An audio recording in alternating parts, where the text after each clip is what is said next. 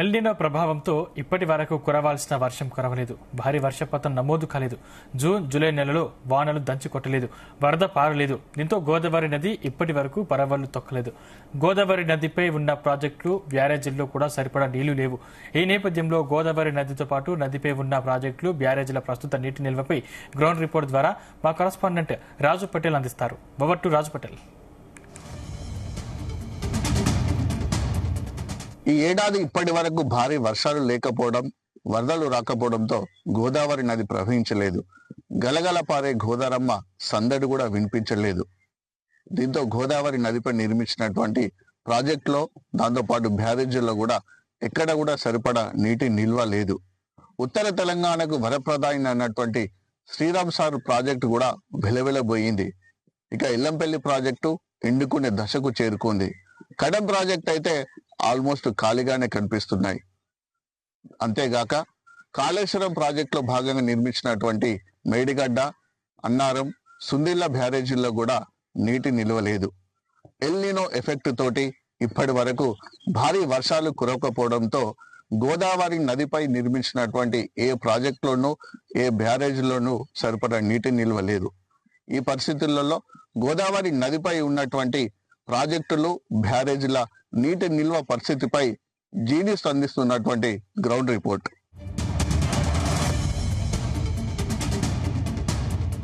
So ఇది గోదావరి నది. ప్రస్తుతం మనం గోదావరి నదిని చూస్తే నదిలా కాకుండా మనకు ఇసుకతో కనిపిస్తూ ఎడారిలా మనకు కనిపిస్తుందని చెప్పవచ్చు. ఎందుకంటే గోదావరి నది నడక ఈ సంవత్సరం ప్రారంభం కాలేదు. గోదావరి నది సవ్వడి కూడా ఇప్పటి వరకు వినిపించడం లేదు. ఎల్నినో ఎఫెక్ట్ తోటి తెలంగాణలో భారీ వర్షాలు ఇప్పటి వరకు కురవలేదు. నైరుతి ఋతుపవనాలు తెలంగాణ రాష్ట్రంలోకి ప్రవేశించినప్పటికీ కూడా వాటి యొక్క స్పీడ్ అనేది ఎక్కువగా లేకపోవడము, నైరుతి ఋతుపవనాలు చురుగ్గా కదలకపోవడం వల్ల ఇప్పటి వరకు భారీ వర్షపాతం తెలంగాణ రాష్ట్రంలో నమోదు కాలేదు. దాంతోపాటు గోదావరి నది పరివాహక ప్రాంతాల్లో కూడా ఎక్కడ కూడా భారీగా వర్షం అయితే ఇప్పటి వరకు కురవలేదు. దీంతో గోదావరి నది పరవళ్ళు ఇప్పటి వరకు కూడా ప్రారంభం కాలేదు. మహారాష్ట్రలో పుట్టినటువంటి నాసిక్ లో జన్మస్థానమైనటువంటి గోదావరి నది అక్కడి నుంచి సముద్రంలో కలిసేంత వరకు ఎక్కడ కూడా ఈ సంవత్సరం ఇప్పటి వరకు కూడా గోదావరి నది అయితే ప్రవహించలేదని చెప్పవచ్చు.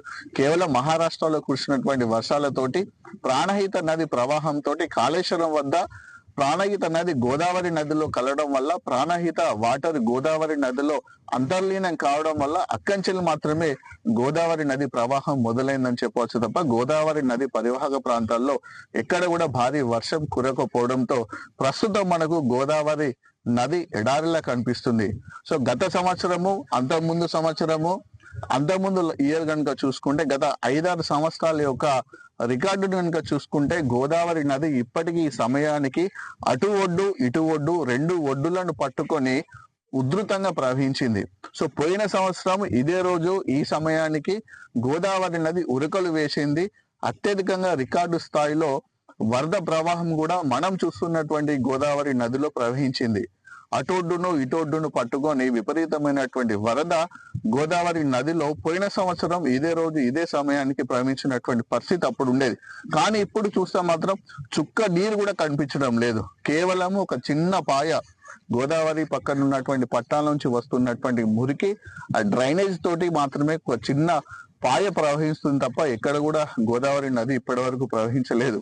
సో గోదారమ్మ నిజంగా గోస పడుతుందని చెప్పవచ్చు. గోదావరి నది లోపల గోదారమ్మ అంతర్లీనంగా కన్నీరు పెడుతుందని కూడా చెప్పవచ్చు.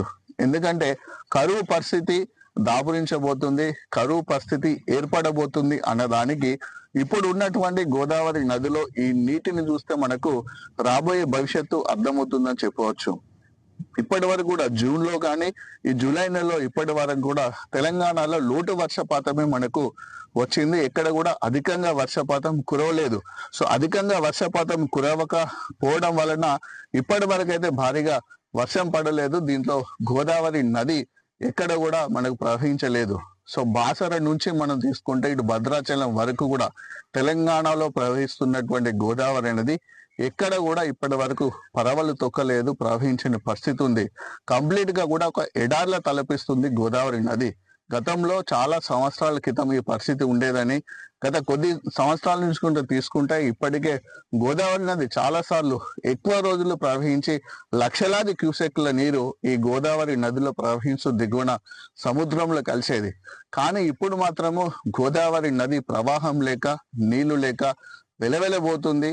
వర్షాలు కురవాలని, భారీగా వరదలు రావాలని గోదారమ్మ కూడా కోరుకుంటుంది.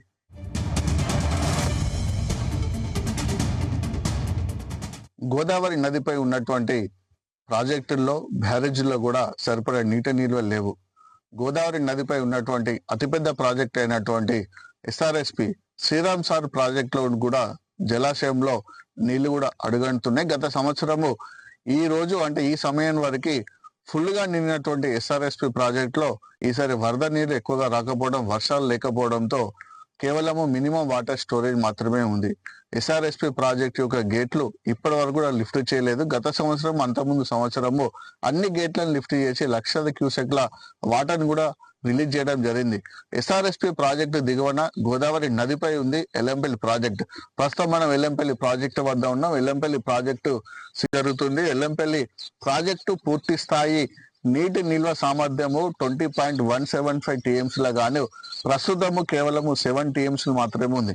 సో ప్రస్తుతం ఇక్కడ మనము విజువల్స్ లో చూస్తున్నాము ఎల్లంపల్లి ప్రాజెక్టు యొక్క నీటి మట్టము పూర్తిగా 148 మీటర్ల వరకు ఉంటుంది. కానీ ప్రస్తుతానికి 143కి దిగువగానే ఉంది. ఎక్కడైతే మనకు నీటి మట్టము మనకు కనిపిస్తుందో 143 మీటర్స్ అనేది, ఈ 143 మీటర్స్ అనేది దిగువన ఉన్నటువంటి నీటి నిల్వ యొక్క సామర్థ్యము అక్కడి వరకే ఉంటుంది. దాని కింది వరకు కూడా మనకు కనిపించడం లేదు నీళ్లు. 143 మీటర్స్ అంటేనే అక్కడి వరకు నుంచి కూడా పై వరకు కూడా నీటి స్టోరేజ్ ని లెక్క పెట్టడం జరుగుతుంది. 148 వరకు కూడా ఉండాల్సినటువంటి నీరు ఇప్పుడు లేదు. సో మనకు పోయిన సంవత్సరము ఈ సమయానికి కంప్లీట్ గా కూడా పూర్తి స్థాయిలో ఎల్లంపల్లి ప్రాజెక్టు నిండుకొని ఉంది. ఎక్కడికైతే మనం చూస్తున్నామో మీద ఉన్నటువంటి కంప్లీట్ హై లెవెల్ 148 మీటర్స్ ఎక్కడైతే ఉందో అక్కడి వరకు కూడా ఈ ప్రాజెక్టు పూర్తి స్థాయిలో నిండుకొని ఉంది. ప్రాజెక్టు సంబంధించినటువంటి కంప్లీట్ 62 గేట్లకు దాదాపు 40 నుంచి 45 గేట్లను లిఫ్ట్ చేసి వాటర్ను దిగువకు పంపించడం జరిగింది. సో గత సంవత్సరము ఈ సమయానికి నిండు కుండలా పూర్తిగా కనిపించినటువంటి ఎల్లంపల్లి ప్రాజెక్ట్ లో ఇప్పుడు కేవలము 7 టీఎంసీల వాటరు, అది కూడా మినిమం వాటర్ స్టోరేజ్ మాత్రమే ఇక్కడ స్టోర్ చేయడం జరుగుతుంది. ఎందుకంటే ఈ ప్రాజెక్టు నుంచి అటు హైదరాబాద్ కి తాగునీటి అవసరాల కోసము ఇక్కడి నుంచి వాటర్ వెళ్తుంది కాబట్టి కేవలం ఆ స్టోరేజ్ మాత్రమే మెయింటైన్ చేస్తున్నారు అధికారులు. ఇంకా పూర్తి స్థాయిలో కూడా ఇప్పటి వరకు కూడా ప్రాజెక్ట్ లోకి భారీగా వరద నీరు రాలేదు. ప్రాజెక్టు కూడా ఒక్కసారి కూడా నిండలేదని చెప్పవచ్చు.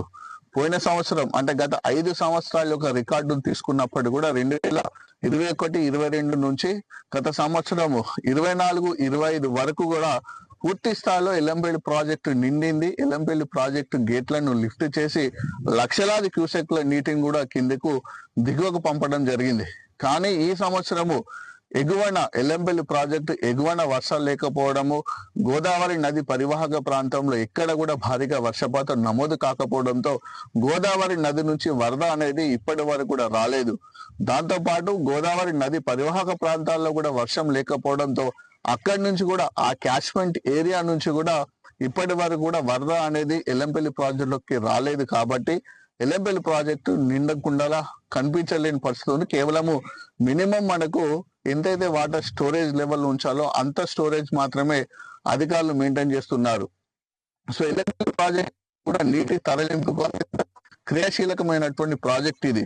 దీని ఎగువన గోదావరి నది ప్రవాహంతో వస్తున్నటువంటి వాటర్ అంతా కూడా ఇక్కడికే వచ్చి చేరుతుంది. ఎల్లంపల్లి ప్రాజెక్టు దిగువన కాళేశ్వరం ప్రాజెక్టులో భాగంగా నిర్మించినటువంటి 3 బ్యారేజీలు ఉన్నాయి. మేడిగడ్డ లక్ష్మీ బ్యారేజీ, సుందిల్ల సరస్వతి బ్యారేజీ, దాంతో పాటు అన్నారం పార్వతి బ్యారేజ్. 3 బ్యారేజీలు కూడా ఇక్కడనే ఉన్నటువంటి పరిస్థితి. ఆ బ్యారేజీల ద్వారా కూడా నీటిని లిఫ్ట్ చేసి ఇదే ఎల్లంపల్లి ప్రాజెక్టులోకి పంపింగ్ చేస్తారు. ఎల్లంపల్లి ప్రాజెక్టు నుంచి మళ్ళీ పంపింగ్ చేసి అటు హైదరాబాద్ కానీ కాళేశ్వరం ప్రాజెక్టులో భాగంగా నిర్మించినటువంటి కొండపోచమ్మ సాగరు, రంగనాయక సాగరు, మల్లన్న సాగరు, అట్లానే మిడ్ మానేర్ కు ఎస్ఆర్ఎస్పి రిజర్వ్ కెనాల్ కు కూడా ఈ యొక్క వాటర్ ని లిఫ్ట్ చేశారు గతంలో. కానీ కాళేశ్వరం మేడిగడ్డ బ్యారేజ్ సంబంధించినటువంటిది ఏదైతే మనకు పిల్లర్స్ ఉంటాయో పిల్లర్స్ కుంగిపోవడం వల్ల గత సంవత్సరం కూడా వాటర్ ని స్టోరేజ్ చేయలేదు, పంపింగ్ చేయలేదు. ఇప్పటికి కూడా ఆ వర్క్స్ జరుగుతున్నాయి కాబట్టి ఇప్పటివరకు కూడా పంపింగ్ అనేది కావడం లేదు. సో అత్యంత ఇది గుండెకాయ లాంటిదని చెప్పవచ్చు ఎల్లంపల్లి ప్రాజెక్టు. అటు నీటి నిల్వకు, దాంతో పాటు నీటిని పంపింగ్ చేయడానికి, వాటర్ స్టోరేజ్ కు, వాటర్ పంపింగ్ కి ఎల్లంపల్లి ప్రాజెక్టు హార్ట్ లాంటిది. సో అలాంటి ఎల్లంపల్లి ప్రాజెక్ట్ లో కూడా ఈసారికి అయితే భారీగా వరద నీరు రాలేదు, భారీగా వర్షాలు కురవకపోవడంతో కేవలము మినిమం వాటర్ స్టోరేజ్ మాత్రమే ఎల్లంపల్లి ప్రాజెక్ట్ లో మనకు కనిపిస్తుంది. 143 మీటర్స్ నుంచి స్టార్ట్ అయి 148 మీటర్స్ వరకు ఉండాల్సినటువంటి ఎల్లంపల్లి ప్రాజెక్ట్ లో 143 మీటర్స్ దిగువగానే మనకు వాటర్ కనిపిస్తున్నటువంటి పరిస్థితి మనం చూస్తున్నాము. ఎందుకంటే ఇప్పటి వరకు ఎల్లంపల్లి ప్రాజెక్టు గత సంవత్సరం, అంతకుముందు సంవత్సరం చాలా సార్లు కూడా గేట్లను లిఫ్ట్ చేసి లక్షలాది క్యూసెక్ల వాటర్ కూడా గోదావరి నదిని ఉరకలు వేస్తూ దిగువకు గోదారమ్మ పరుగులు పెట్టింది ఇక్కడ స్టోరేజ్ అయినట్టు వాటర్. కానీ ఇప్పుడు మాత్రము ఇప్పటి వరకు కూడా భారీగా వరద రాకపోవడము, గోదావరి నది ప్రవాహం లేకపోవడంతో ఎల్లంపల్లి ప్రాజెక్ట్ లో కేవలము మినిమం వాటర్ స్టోరేజ్ మాత్రమే ఉంది.